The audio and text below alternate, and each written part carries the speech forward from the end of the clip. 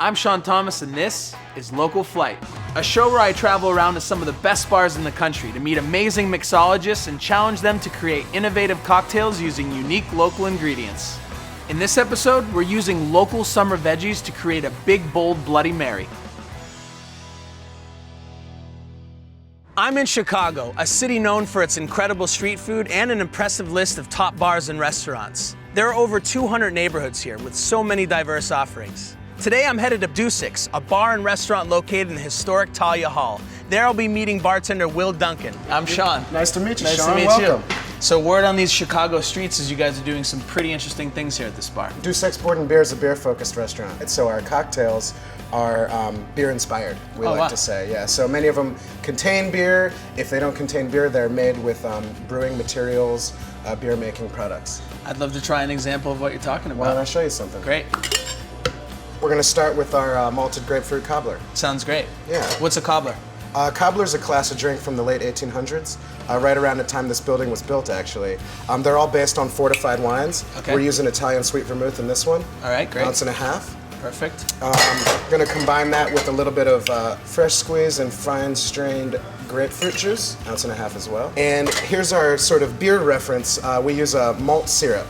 It's based on barley malt and nice and sweet. Wow, I'd love to try a little bit of that. How do you make the barley and the syrup? We actually start by bringing in an extract product that's common in the baking world, water it a bit, and then make drinks with it. It has the mouthfeel of like a molasses, like a heavy molasses. Absolutely, yeah. That's and really the great. grains are really present, right? It smells a little bit like breakfast cereal or beer. It does, it does. We're gonna finish this off with a little bit of the Chicago Darling Malort liqueur. I'm gonna put 1/2 ounce. Great. The word Malort is Swedish for warm wood. So like an absinthe in a way. Indeed, but a good bit more bitter. Okay. And then with this drink, I dry shake it because it's gonna be built on crushed ice. Just simply pour that shaken cobbler right over the crushed ice like Looks this. amazing. And then we're gonna garnish it with fruit and mint, right? Got grapefruit and cherries there. Smack that mint just a little bit. It's been a very bad mint. And then I always like to sneak the skinny straw right in by the mint so that the customer kind of has to sniff it when they go in. I love that. So this is the malted grapefruit cobbler here at Dussek's. Please enjoy. Thank you very much. Yeah, my pleasure. Well done. All right, thank you. Really bright up front, grapefruit juice flavor. I get the Malort just as a highlight. That's a delicious cocktail, my friend. Thank you. Now, who is John Dusek? This property, Thalia Hall, where Dussek's is located, was built by a Bohemian immigrant named John Dusek at the turn of the century. The building was completed in 1892. Where we're standing now is where he operated his family tavern. It's obvious that you guys pay homage to the local history here. Do you guys work with local ingredients as well? You better talk to Chef Hillary. She'll take care of you. All right, fantastic. Yeah. I'll be back. I found Chef Hillary at the restaurant's open flame brick ovens, where she was in the process of cooking up some of their local specialties. Hi, I'm Sean. Hi, Sean. I'm Hillary. Nice to meet you. Hillary, nice to meet you. This is great. What is this? It's a brick wood oven. We use oak wood, which is a super neutral wood. It just burns a really, really long time. It's a super intense ambient heat, which not a lot of places get to work with. Here, I get this opportunity to rage things at like 800 degrees. Wow. Charring things is really, really fun. I think people are really afraid to char things. They're afraid to see black on their food. It's delicious. Sure. Especially when it's done correctly. I agree. And you're working with like local farms? Absolutely. We get the tropias from Nichols Farms, which is in Illinois. Tropias are little red onions. They're originally from Italy. They're like super duper sweet. Charring. It's a really, really good way to play up the sugars in the onions. The outside skins are pink, but they typically fly off. They're really, really tasty, so I just make sure everything gets on the plate. Are they on the sweeter side, or? That's why you can make cocktails and stuff out of them and do infusions. They have a really, really high sugar content. That's great.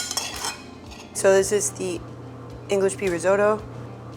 It's basically a creamed risotto with an English pea puree with a mixture of tropia onions, patty pan squashes, and some namiko mushrooms. That looks amazing. Thank you so much. Please enjoy. It's delicious. The onions are really sweet. It has more sweetness than it does savory. I mean, it's simple for sure, but the ingredients that you're using and the way you've built the dish is pretty complex. To do simple really well is not easy. You're not kidding, brother. I'm gonna head back to Will, but before I do, is there any other something that I can bring back to him just to keep him on his toes? I feel like besides the trophy onions, what else can I bring him back? Let's get him. So we'll get him with some roasted Klug Farm asparagus, some baby zucchini agrodolce, and some pickled garlic scapes. Let's see what he does with these things. Great. Best of luck. Thanks. All right, Mr. Duncan. I got some ingredients here, and I honestly have no idea what you're gonna do with these guys, but yeah. voila. This definitely came from Chef Hillary. Looks like we're going down a savory path. Savory, okay, sure. Why don't we make a punch? Oh, you know, actually, I've been doing some savory vodka infusions. Wow. I've got charred tropia onion infused vodka that I've been working on. Might make a good base spirit for it. Take a little bit of vodka. Grey Goose is a great one for it. Rest the charred tropia onions with the vodka for 3 days. Wow. And it picks up all this color from the char and all this aroma. Every punch we make, we start with what's called an oleo sacrum. Oleo sacrum is Latin for oily sugar. That is kind of the base for most punch recipes. Well, I know punch is actually a bastardization of the Hindi word panch, meaning 5. That's correct, And yeah. it's, I believe it's spirit, sugar, water, lemon, tea, or spices. Nailed it. Yeah. You've been doing your research, bud. Yeah. Yeah, those 5 flavors are balanced in every batch of punch. And it's our goal with all of the punches that we serve to balance those 5 flavors in kind of a harmonious way. Sure. I'm gonna combine these peels here with a little bit of sugar. Give it a little bit of a stir and a pound. It's gonna wanna pull these essential oils right out of the lemon peels.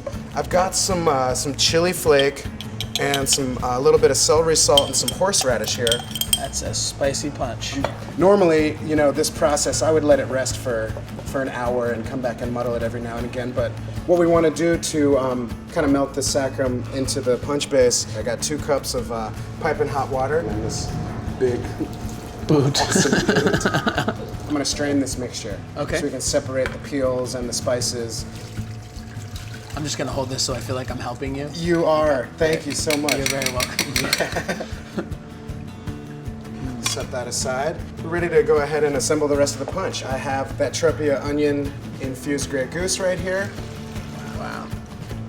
8 ounces of fresh squeezed and fine strained lemon juice. Balance that sweetness, brighten it up. This is pureed and strained San Marzano tomatoes. It's starting to resemble a bit of a Bloody Mary of sorts. It is, isn't it? Yeah. Let's spice it up just a little further. Okay. I've got a little bit of Chef's house-made hot sauce, a little sour note, and quite spicy. We're gonna weaken it just a little bit more. So I've got a couple of cups of ice cold water here. Just a little bit of ice to chill it down. Give it a good stir. Uh-huh. That's pretty nice. Oh. And I'm thinking that those vegetables that you brought over from Chef would be a perfect garnish. We're gonna pop that right on the side there, looking pretty. Look at that. Amazing. That does look nice.